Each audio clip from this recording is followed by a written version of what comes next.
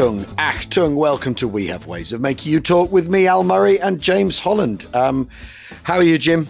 Yeah, I'm fine. I mean, more to the point, how are you? I mean, you're still sounding a little bit hoarse. You've just done Edinburgh. Yes, the Fringe. You didn't get cancelled, which is great, and presume you had a lovely time. I didn't get cancelled, although interestingly, I ran into another comic who, a few years ago, he had some trouble of the kind of, people. There were some people who objected to his material, Right.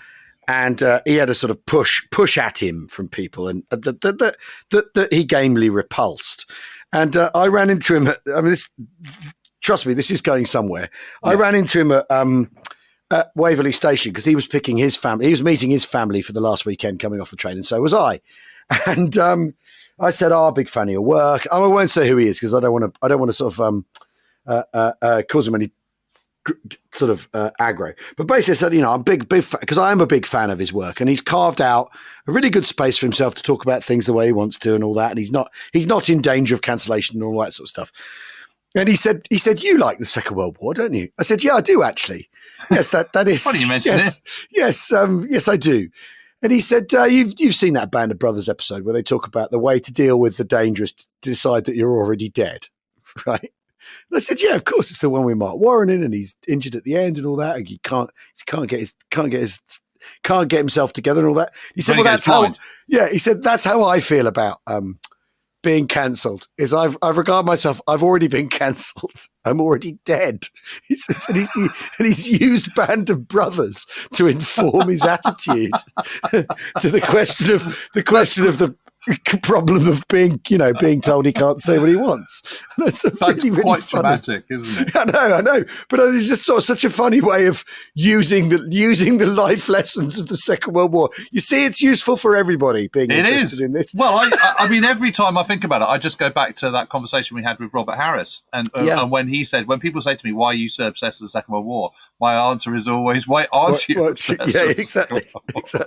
But anyway, that was one of those things where, oh right, this subject's popped up in an unexpected way, yeah, that's very good.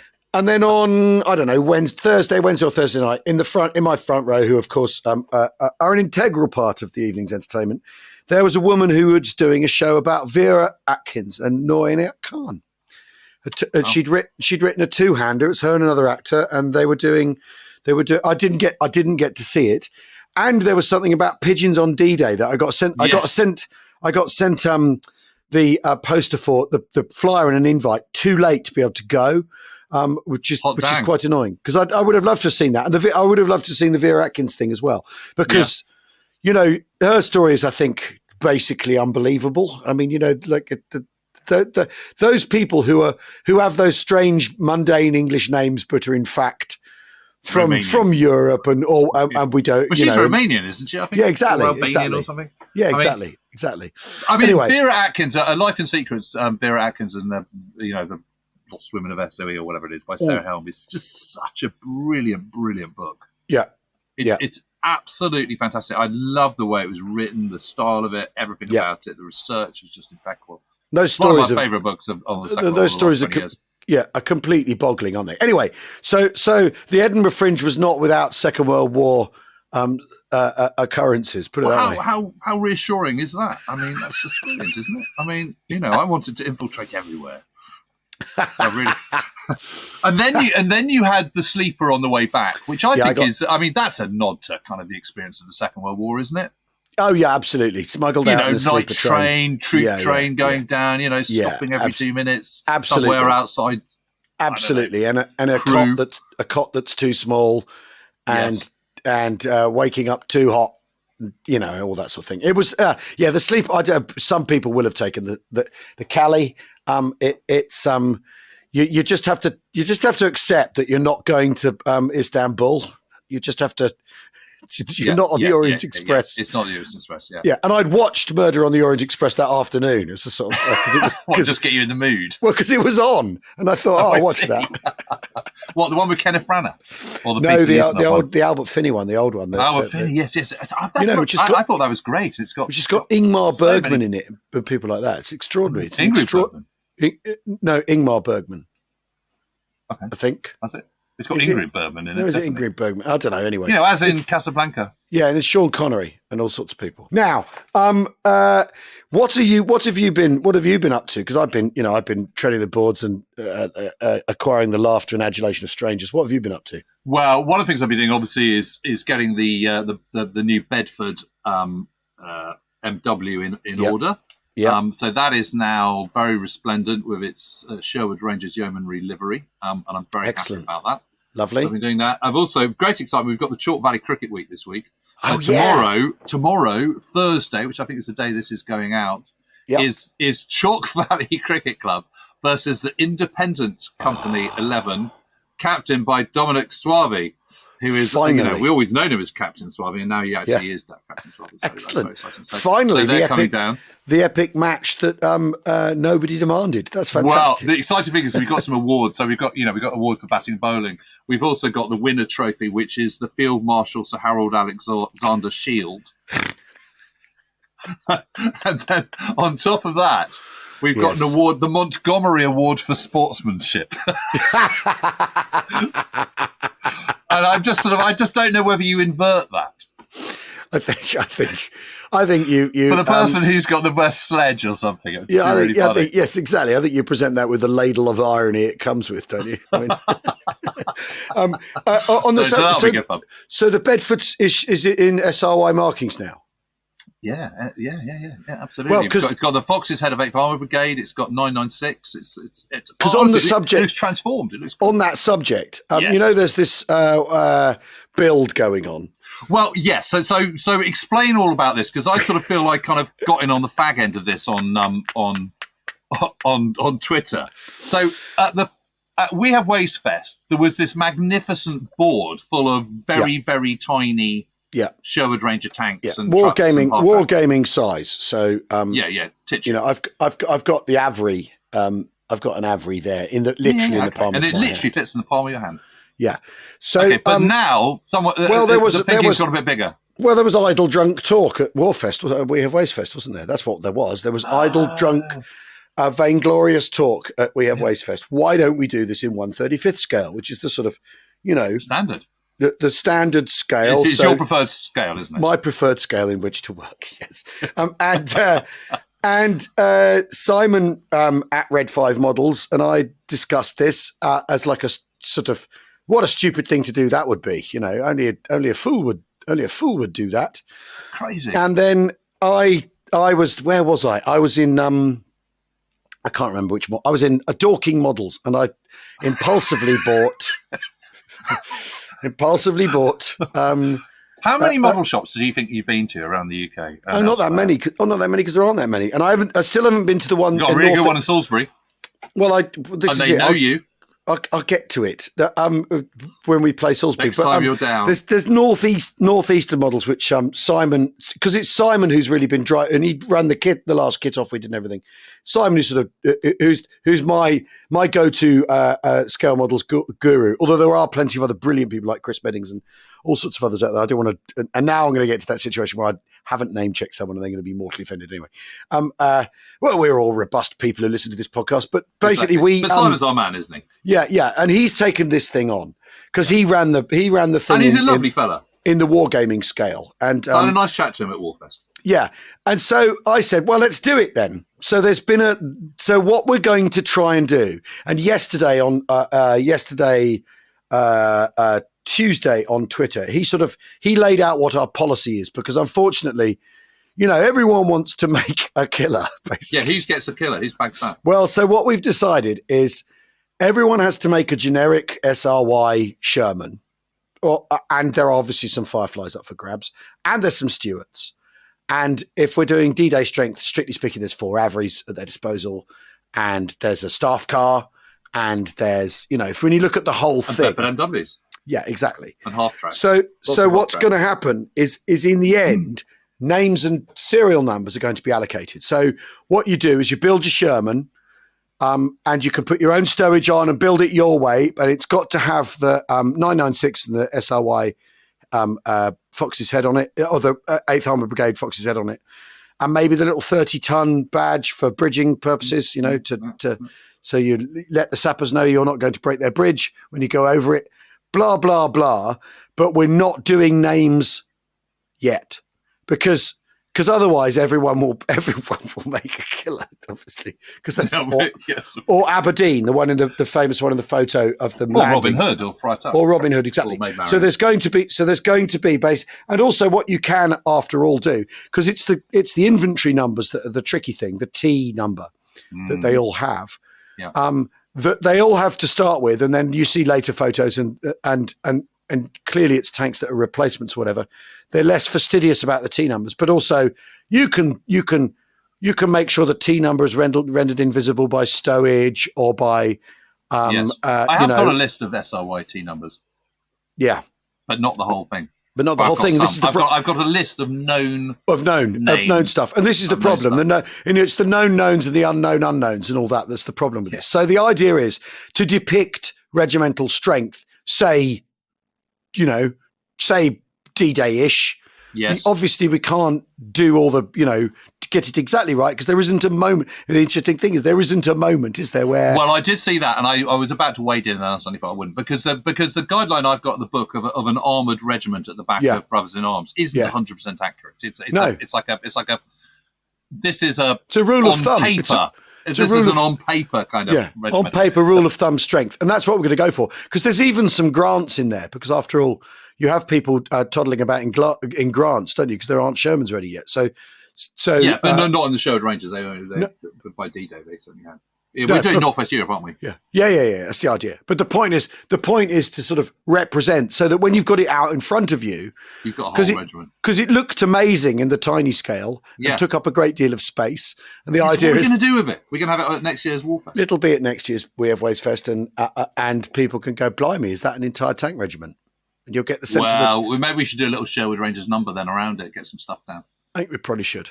Yeah, but I've built two already. I've built a Firefly, and a I've built Firefly and the standard, because the interesting thing is the bog standard Sherman's quite hard to make because there's a kit by Asuka which is quite expensive, but then there's also you could modify the bog standard Tamiya Sherman. So we don't want anyone to break the bank doing this. So the modified Tamiya Sherman is okay, and we're going to figure out a way to do the radio storage or the storage boxes. We're going to figure out a way to do that for the turrets because the British all have that storage box on the back of the turret, which of course famously with the Firefly, they punch through the turret and put the radio in there. But we're going to find a way of 3D printing those and the little fire extinguishers that British tanks tended to carry, so that people are so their models are more accurate. Simon is trying to figure out that, and I'm going to figure out how. I need to get onto the Sherwood Rangers Facebook page and let them know about all this. Yeah, and the decals. The other thing is we need to find a way of maybe printing a load of decals so people can get those rather than having to source them because you can get them, right? But you've got to know where to find them, and you end up buying. Basically, if you buy the 8th Armoured Brigade thing, you end up buying. I think. I can't remember. It's all the independent armoured brigades that Star Decals do, and basically you end up with loads just to get your hands on two, and there needs to be a Well, surely we can get those stuff made. I mean, I think getting that printed isn't too difficult. No, but we'll. There are people who know, and there's who can help. But it's about. But just shout if you need any help from me. Well, it's 3D printing the boxes we've got to do. So I might find this to come and buy that 3D printer I said I wasn't going to buy. But anyway, but that's the state of play with that harebrained venture that I can't wait to see it. No, it's going to be amazing. Laid out, and I got myself a Stuart as well to make, and I got a Bedford somewhere, and the new Airfix ambulance has come, which is very exciting. They had a lot of half tracks. They were really didn't they? Yeah. Yeah. And white scout cars. Yeah. You see, there's tons to do. Anyway, so how exciting! Yes, it is. It's so exciting, and also like the sort of more harebrained end of this podcast, the things it can throw up. But you're heading towards Casino, aren't you? Essentially, yeah. I'm full on. So I am doing From the Invasion to the Fall of Rome. So right. Basically, and I'll tell you for why. Because I've done the last year of the war in Italy, and I've done Sicily. So it's the missing bit, and also it's really the bit that no one knows about, the non-casino bit, is really interesting. So, here we're talking about fighting up the Adriatic, the tow, weird airborne operations. Yeah. I mean, commandos were on Operation Avalanche, for example. Yes. And the Rangers landing north of Salerno. Yeah. As it goes down to kind of sort of, around the Amalfi Coast. That's where they were. Yeah. Then you've got, the capture of the Foggia airfields. You've got establishment of the 15th Air Force. Some really, really juicy stuff.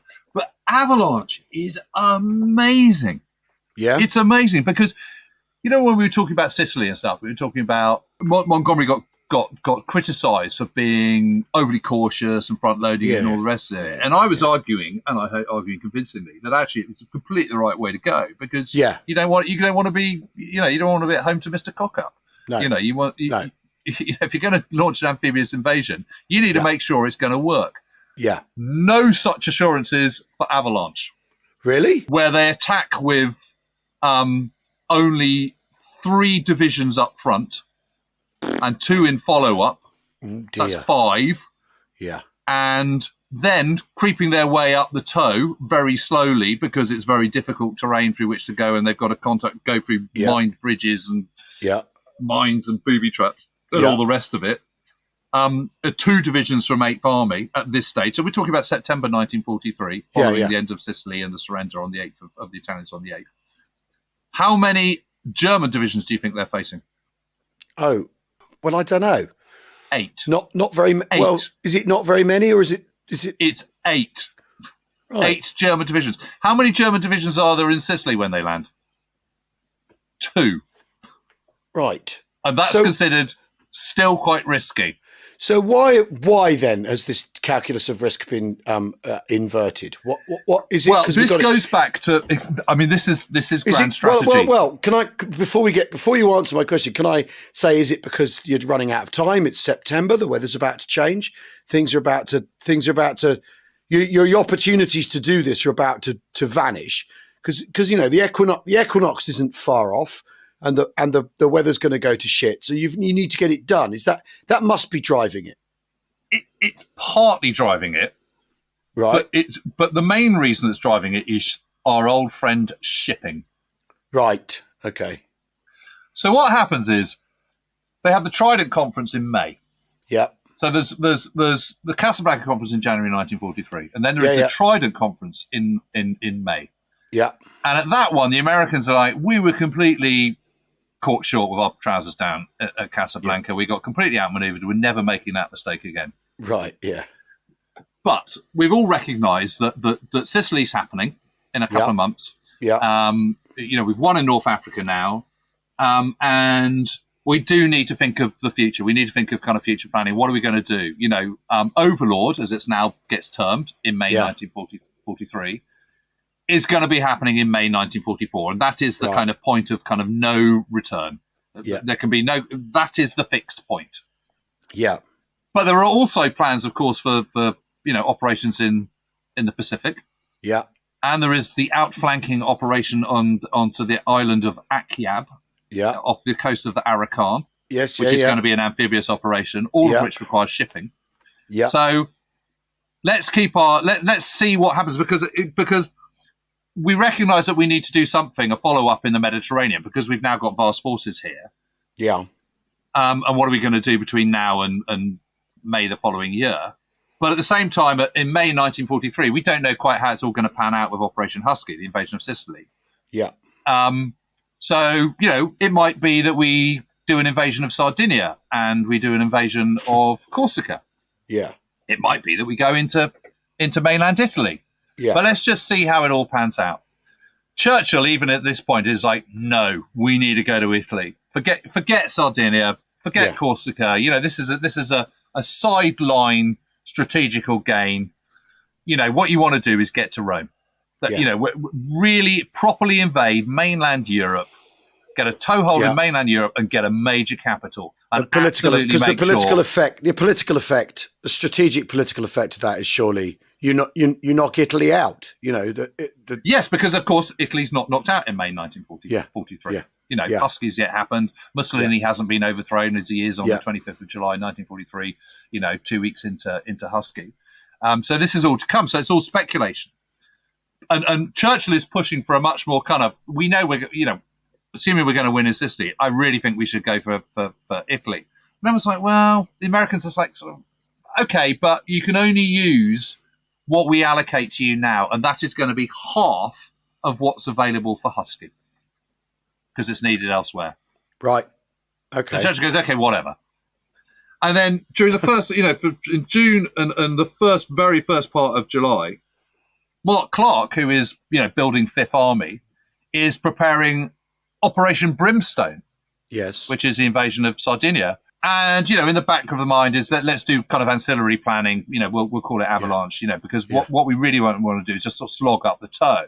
If we're going to go in, let's go a little bit higher. So let's aim for the kind of Naples area. Yeah, yeah. And I promise you, when you look on a map, you can see Naples is actually quite a long way from Sicily. Yes, it is. Yeah. It's not just an inch across the sea. No. It's not get on the toe and just go turn the corner. No. It's quite a long way. It's almost up at the knee rather than at the shin. Yes. Yeah. I mean, it's certainly what you're not doing is a short hop. You're it's from where the bulk of the American strength in Sicily is. It's 150 miles, isn't it? I mean, it's a long way. Yeah. And these big distances make things just that much more complicated, don't they? Particularly the business of surprise, which is after all, when you're trying to stage a thing like this, you want to surprise the other side, don't you? Rather than be seen coming from 150 miles away. Basically. Yeah. Absolutely. So on the 22nd of July, Eisenhower has a big senior commanders conference. Yeah. So now Husky is 12 days in, and obviously it's been a success. They're gonna win. It might take till the middle of August, but they're gonna win. So they're starting to really up the plans. And again, they're kind of still completely hedging their bets. Yeah. And what they also agree at Trident, which is the Washington conference in May 1943, is they agree that ultimately it's going to be Eisenhower who's going to advise them on what he thinks is the best decision to do. Right. So obviously furious lobbying going from Churchill. Yeah. It would be remiss of me if I were not to point out that, the huge advantage of getting, whereas to go into Sardinia would be, et cetera, et cetera. Really pushing it. And it's absolutely clear as the summer progresses that the Americans are really worried about Italy kind of sucking up vast amounts of men and material and resources that they don't have. So what they're up for, they come around to the thinking of, yes, mainland Italy would be better. So there's another kind of planning conference at the end of July when Churchill and Brooke come over to Algiers, and they all sit down and talk with Eisenhower and Alec and all the senior commanders and Clark and so on and Giraud. Say, okay, well, listen, this is what we're going to, how's it all shaping? And again, Churchill lobbies incredibly hard for mainland Italy. But so does Tedder, because Tedder says Sardinia is just that little bit too far. It's just too far. And what we can do is we can get, and he says, really, to be honest, even Naples is a bit too far. Now, we can counteract that by getting airfields really quickly in the toe of Italy. Yeah. And there's a place, it's called... Cortona, I think it's right in the kind of arch of the foot of the boot of Italy. It's quite close to Taranto. Yes, and he says we can get escort carriers up and we can get 2 fleet carriers up to support it, which is now going to be called Operation Avalanche. And it's kind of where do you land? Because north of Naples is better in terms of beaches and lack of mountains, but south of Naples, around Salerno, you've got fantastic beaches, but you've got this high ground overlooking the beaches. So it's, can you achieve tactical surprise? Then it becomes clear in the middle of August that the Italians are up for surrendering. And part of the surrender negotiations is that the Italians are going to come over as co-belligerents onto the Allied side, because they recognize that with Avalanche, they're not going to have enough troops and enough shipping to do it properly, to face off potentially decent numbers of German divisions. I mean, part of the calculated risk is that the Italians are going to are going to help the whole process. But this is all very high risk, though, and It's unbelievably high risk. And that's quite a calculation, given. I mean, and this isn't to descend into, given how, you don't want to descend into flaky Italian stuff that some people might resort to explain this. But you do have a. What guarantees really can the Italian back channel offer the Allies? Actually, absolutely none whatsoever. Well, there you are. You see, so this. I mean, I think this is very interesting because we talked. It's not just interesting; it's absolutely astonishing. Well, yes, but this falls into kind of a pattern, doesn't it? Is that we talked about Greece in the last couple of weeks, didn't we? And the sort of wishful thinking that goes on as to what we can get, what the Greeks will do, surely for their own good, to help us out. And of course, Greeks have their own internal divisions and their own intentions and their own things, politics that they have to satisfy and that are ever changing. It's the idea. There does seem to be this streak of allied kind of, it'll all be all right. Do you know what I mean? Well, I think it's because they've had this overwhelm. They're having this very, very. They've had North Africa, which is a huge victory. Yeah. They dominate the Mediterranean. Yeah. Massive tick. Yeah. They're winning in Sicily. Yeah. Mussolini's been overthrown. Okay. Momentum is with them. And momentum is a powerful force, right? Now, Jim, go forward a year. The Battle of Falaise has been a colossal triumph for the Allies. Yep. Paris has fallen. You're swanning to Belgium in short order. There's been an assassination attempt on Hitler. The war's going to end any minute. It's the same vibe. I think it is, but I think it's more complex than that because I think what's happening here is why people are susceptible to this, though. You can completely see why you might end up thinking, well, how can and it's this thing we've talked about again and again over the years. It's like, how can the Germans not take that as a message that they've lost what's happened in North Africa, that they can't win? And how can the writing not be plainly on the wall? We can see it. In fact, we wrote it on the wall for them. How can they not see it? Is surely the view in the Allied camp. But there is also some politicking going on. Yeah, because it's 1943. It's the summer of 1943, and suddenly the war is truly global. Yeah, and the Pacific War, although it might be Germany first, it's Japan second as far as the Americans are concerned by not very much. Yeah. In terms of, I'm not talking in terms of manpower, because obviously it doesn't require a huge. There's a limit to how many men you can fit onto an atoll. In terms of effort, in terms of spending, effort, material effort, spending, cost, and shipping. Yeah. So suddenly you've got this war. This is a global war where you're operating in remote atolls in the Pacific. You're operating in far and away out of the way places. You are having to cross vast oceans to do literally anything, whether it's crossing the Atlantic or whether it's crossing the Pacific.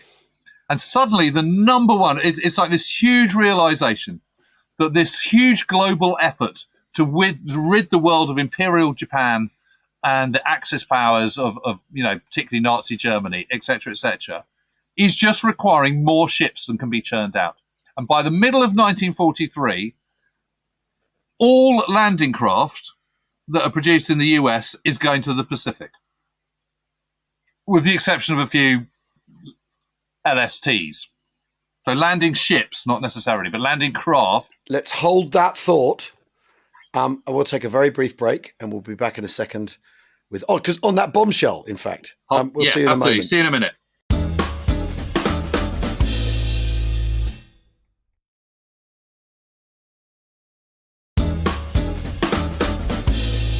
Welcome back to Weird Ways of Making You Talk with me, Al Murray, and James Holland, of course. Well, we left you on a landing craft cliffhanger there, didn't we, ladies and gentlemen? Well, we absolutely did. And in the middle of that, Rachel has just come in and said, "Oh, I thought you weren't on till 10." And I went, "We are on at 10. It's now 10:34." She's had a little bit of a lie-in this morning. Our time quite flies right too. She's earned it. You've had a good line. Well, I mean, just a simple illustration of this idea of Japan second, but only by a whisker. two biggest spending projects of the Second World War. Yes, atomic bomb, which B-29. is after all might get used anywhere, right? Yep. But the atomic bomb and the B-29. So, and the B-29 is built purely with gigantic distance and interdicting in Japan in mind. Yep. It's not absolutely. So there is this realization that yes, we're winning. We allies are winning the material war hands down, but we're also unbelievably stretched. And we're not only doing that, we're also sending supplies to the Soviet Union, which requires ships. So everywhere you look, it's just shipping, and huge demands on it. And this is one of the reasons why, of course, you can't just divert ships to Bengal, for example, which is in the middle of this horrific flooding, particularly when you've got plenty of food elsewhere in India. Because everything's been allocated, everything's been like this. Where does this extra shipping come from in the middle of a sort of of a global war? And it's the demands of that shipping are just gargantuan. And the absolute priority in Europe by the summer of 1943 is Operation Overlord. So from the American point of view, it's absolutely we can go into Italy and yeah, I completely get it that's better than Sardinia, but this is what you've got. So if you can make it work with that, then great. God. But you're not getting any more. God. So that's the problem. And of course, they do get more. But the Americans then blackmail the British and say, if you don't toe the line and don't agree with Overlord and don't agree with some limitations on these these plans for the Mediterranean, then we're not going to bother with Overlord and we'll just chuck everything to the Pacific. Literally, that's what they say. Crikey. Yeah, and so, because if we're going to do Overlord, we're going to do it properly. We're not going to have it kind of twittered away. And Churchill's going, look, I totally get that, but it's really, really important that there's vast numbers of Italian divisions in throughout the Aegean, in the Balkans, and in Italy. For the Germans to kind of maintain that influence, they're going to have to replace those Italians, and that's going to draw it away from the Eastern Front. It's going to draw it away from Overlord in a way that going into Corsica or Sardinia is not going to dent them. Well, I think he's absolutely bang on right. But in his rhetoric, he's talking about, this will strengthen the partisans' positions in the Balkans, so we'll keep rearming them. And the Americans just don't want to know. That is not what they want to hear. And, of course, it's important that we have influence in the Dodecanese. And, again, the Americans are just going, la, la, la, la, la. Whatever. Yeah. Whatever. Bigger this fish is to Britain fry, going all imperial on us again. And it's the wrong rhetoric at that particular time. What they needed to be saying was, and obviously if we get to Foggia, we can get those airfields, and then we can kind of continue to tighten the noose of strategic bombing around Italy. And actually, it's General Marshall, who says that. And General Marshall is eventually persuaded to go into Italy because he thinks it'll be a comparatively easy victory. They've got ultra decrypts of Enigma traffic suggesting that Hitler's preparing to abandon Italy to the Pisa-Rimini line, which is well north of Rome. So it suggests that Rome's going to be an easy victory. And so the risks of avalanche seem less than they might have done because we're going to get the Italians to fight on our side. The Germans are going to retreat anyway. So although they've got more divisions than us in Italy, it doesn't really matter because they're going to retreat. And so therefore it's a good, decent punt. It's fascinating, though, the wishful thinking isn't it? Because actually, and so when they launch Avalanche, again, everyone sort of does finger pointing at Mark Clark because he decides to go on without a pre-invasion bombardment. Yeah. Which is considered a really big mistake. Yeah. But let's just if you just pull back from that a minute and go, okay, but when you're doing an amphibious invasion, what you want to get is tactical surprise. What's one way to guarantee you're not going to get tactical surprises going lots of heavies and shelling the crap out of everything? Yes, absolutely. Particularly when you're surrounded by hills. Well, and if you're stretched. So, because after all, in D-Day, for Overlord, they bombed the whole of the north of France and all over France. So the idea is you can't figure out where the landings are going to happen. Whereas we're not yet at that stage of total material dominance, are we? So you can't shell somewhere else or bomb somewhere else to throw the enemy off scent, can you? So it does seem though, however, it does seem, nevertheless, it would have been better to plaster everywhere with a bombardment. Surely, I know. Tactical surprise is what you're aiming at, and sometimes that does work. After all, in Normandy, it does work where they don't do bombardments and they catch people napping. The British I just take you back to those notes made by Miles Dempsey about on D-Day. Assuming you've won the intelligence war, you hold all the aces because you've got tactical surprise. He said, it's D plus 2 plus 3 plus 4 that's the problem when the cat's out of the bag. So I think there is at least an argument for saying that it was, when you're in the situation that you're in, to arrive by stealth in the early hours of the 9th of September is not a bad call. The problem is the Germans know they're coming. Yes, we have a 150-mile stretch of sea to cover, as we've said. So, in the end, it's obvious that you're coming. I suppose the thing is though that then there's a chaotic Italian sort of transfer. It's an absolute disaster because ever since May 1943, the Germans have been planning for the Italians coming out of the war in exactly the same way that the British, that the Allies have, but obviously looking at it from a completely different thing. So Operation Axis is put in is kind of lined up in May 1943 at exactly the same time that the Allies are at Trident in Washington having their strategy conference. So they're thinking of Operation Axis, and Axis is to flood Italy and the Balkans with German divisions and take over the key things. And then it becomes Operation Alaric once it becomes clear at the beginning of August that the perfidious Italians are about to kind of bug out.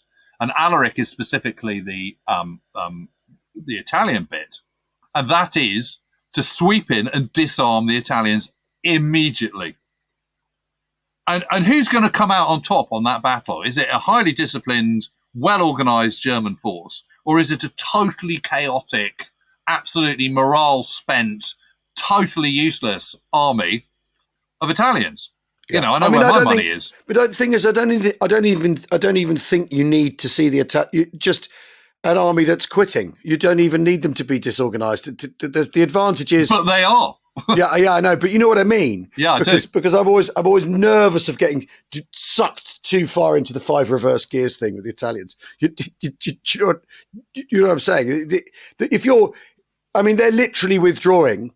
It's that thing, you can't remain in contact with the enemy if you're withdrawing. It's one of the great military adages. The Italians are literally withdrawing, and they're in contact from the war itself, and they're in contact with the enemy. I mean, it's interesting though, because Churchill's right in essence, because he's saying it'll divert German effort dealing with all these Italians, and they'll have to divert their effort to prop up the Turk. He's right, but that isn't what the Americans want to hear. That is what turns out to happen, but it's again, it's irrelevant.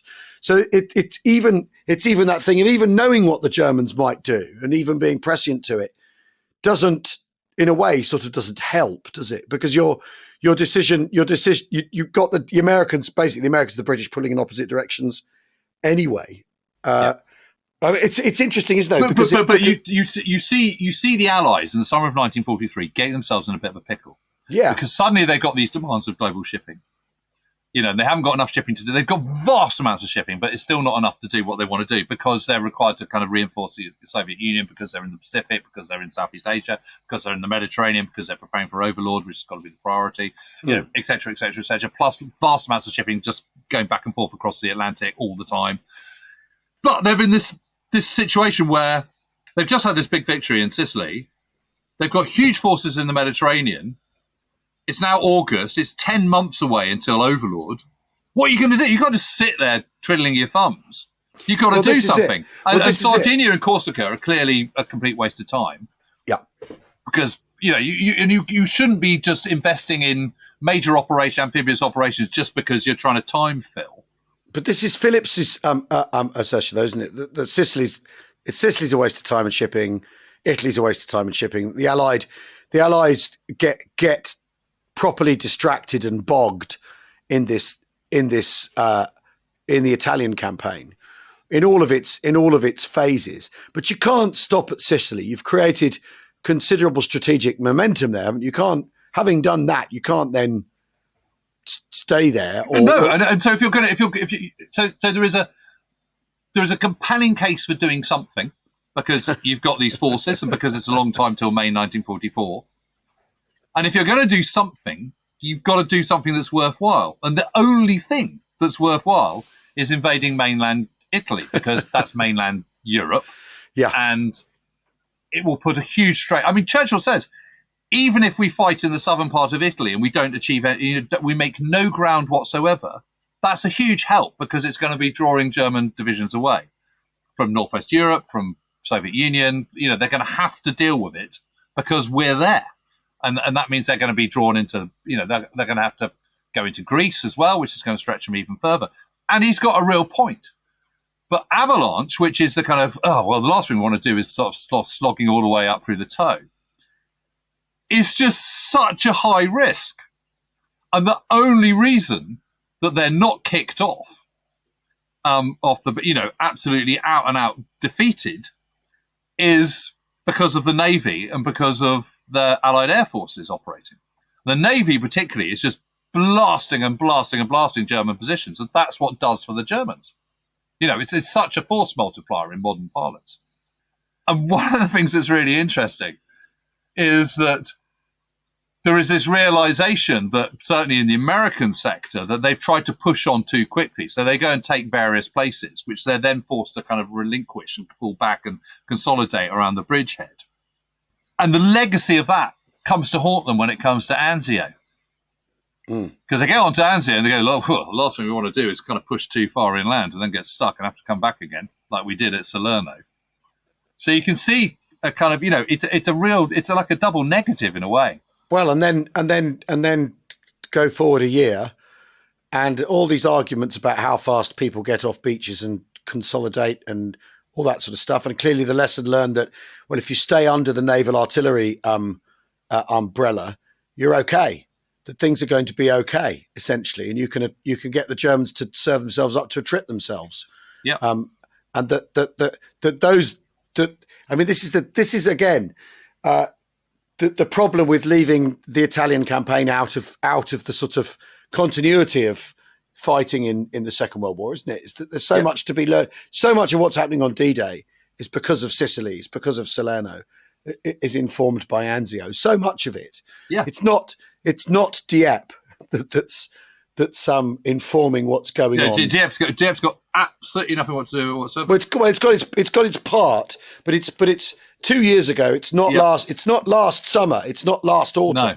In the way that it is to June 1944. Yeah. And it's just completely fascinating. And the force commander, obviously, of the Grand Force Commander is Mark Clark, who is untried in battle as a battlefield commander.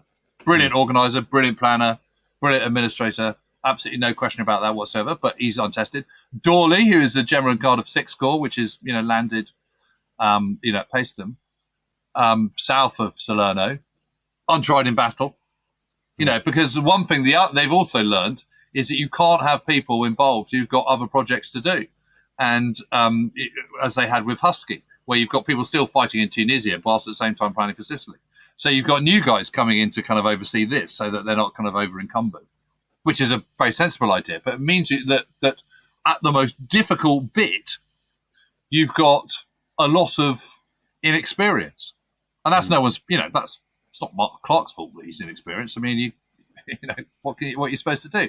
But and actually, I think he does pretty well, really. But it's just incredible at this time where, the whole point is that there shall be no reversals, there shall be no retreats, that we've worked things out now, that we only kind of attack when we've methodically built up overwhelming strength, all the rest of it. Avalanche is the absolute anomaly in that. And it's really touch and go for a bit. It's really, really interesting. Yeah. The guy who oversees it, everyone always goes, well, it was Kesselring who decided. It's von Veitinghoff, who is the 10th Army commander. Veitinghoff is a Barbarossa. He's one of the Panzer Group commanders. But are there not parallels to a year later? Are there not parallel? I mean, I sort of touched on it earlier. Are there not parallels to a year earlier where you've won the first big encounter, which is getting into Normandy? Yes. What do we do? What do we do now? I don't know. We hadn't planned for that, basically, which is what what happens at the end of Overlord, isn't it? What the hell do we do now? We haven't really figured this out. There's some inter-allied squabbling as to the rate at which you should do stuff, the political effect it will have, whether, what you do next. So you end up doing harebrained things. You end up, and not Market Garden, but Mets. You end up doing things that won't work because you don't know, you haven't planned for this situation, but you're also puffed on victory because after North Africa and Sicily, why wouldn't you be? And yeah, you're calculating on political collapse because after all, by August 1944, it's entirely reasonable to think, well, surely the Germans are going to fall in on themselves now. Surely, look at what's happening with Bagration. Look what we've just done. Yeah. The strategic bombing campaign is coming back online now. They're toast. So it must be a kind of similar mindset. And that thing, you've got to get it over with because of the Pacific. You've got to get this done because the Pacific's next, and the Pacific's also drawing massively on American resources. By the same time, the following year, by September 1944, the Americans are already beginning to think, right, this is nearly finished.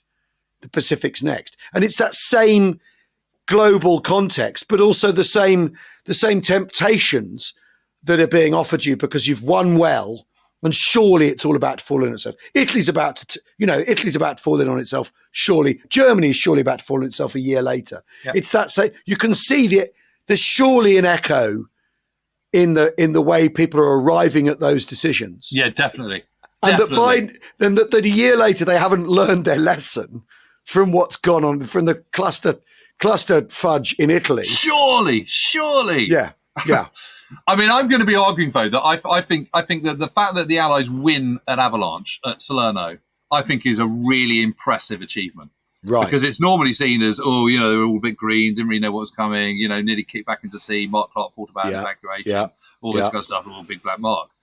I'm going to say absolutely the opposite. I think they went in under-prepped, under-resourced, and they pulled it off against the odds. Right. And I think, I think it's that brotherhood of air, land and sea that what does it. Are you saying that the Allies are capable of thinking on their feet and they don't require enormous set pieces to win battles, Jim? And I'm saying that. Even when they're resource poor, they're tactically effective in the long run, and therefore deliver I think the defenders held all the aces. The defenders held all the aces. The position at Salerno, which I'm going to go and have a look at in a few weeks' time. I've got exciting 6 weeks because I've got 6 weeks of research and travel. So I've got a trip to the States coming up. Then I've got a trip to Germany, to Freiburg. And then I'm doing my trip to Italy, where I'm going to actually fly to Catania and cross the Straits of Messina and go up the boot and do all that, and then have a look at Salerno, then cross over to the Adriatic and do all Termoli and all those kind of Ortona, and then come back to Anzio and Cassino. Met some Chelsea pensions ages ago, and one of them was a guy who'd been a commando in all that and got captured and then escaped. And he told some absolutely hair-raising stories about fighting Fallschirmjäger. Yeah. I mean, again, you're not coming up against dud German troops. 29th Panzer Grenadier, pretty good. They're coming up against the 16th Panzer, Eastern Front. Total veterans. They're pretty darn good. I mean, these are not substandard German units. So there's some good, decent German troops. They're not. They've gone down to the kind of the 2-regiment approach rather than the 3-regiment approach for a division. So they're reduced in size in terms of infantry troops and stuff. But they're defending. It's easier to defend than attack. The hills around Salerno, the beaches of Salerno. So you have these lovely long beaches. No problem with tides or anything like that, because obviously there's almost no tide in the Mediterranean. Beaches are great. All the rest of it. But overlooking them are hills all the way around. Which is just a defender's dream. And then you've got slapstick going on as well at the same time, haven't you? As to Taranto, which I think is also, when you look at that, they think, what the bloody hell are they thinking? Yeah, well, you've got all these amazing. You've got Baytown, Buttress. Yeah, yeah, all extraordinary stuff. Plenty to talk about. Then you're going to do slapstick and Taranto? Great, well, of course, because it's got Paris. It's got the 2nd Airborne coming into Salerno. Well, and Hopkinson being killed going forward. Yeah, all that. I mean, why wouldn't you include all that? It's brilliant. Yeah. Well, it's also it's a diversionary attack, but it's no sideshow. Is the thing in terms of effort, because it's all ships. It's I mean, it's all shipping. it's all shipping. That's the thing. It's just incredible. I've just had this kind of sort of Damascene moment on Avalanche. I think, crikey, what were they thinking? Yeah, and you shouldn't win that if it's. You shouldn't win it, and they do, which means that someone's doing something pretty good. Well, what a perfect moment on which to conclude. Well, yeah. And, anyway, I just want to say, anyone who wants to come down and watch the cricket, I know it's a Thursday, I know it's midweek, I know summer's over, all the rest of it, but you know, if you're kicking your heels, come and join us at Chalk Valley Cricket Club. And I expect someone to deliver some sort of running commentary of some kind. I can't come because touring resumes tomorrow. I'm off to York, and then we're up to York and Harrogate and Stockton this weekend. So we'll have fun with that. Yeah. Anyway, we will see you all very soon. Thanks very much for listening. Bye bye. Cheerio.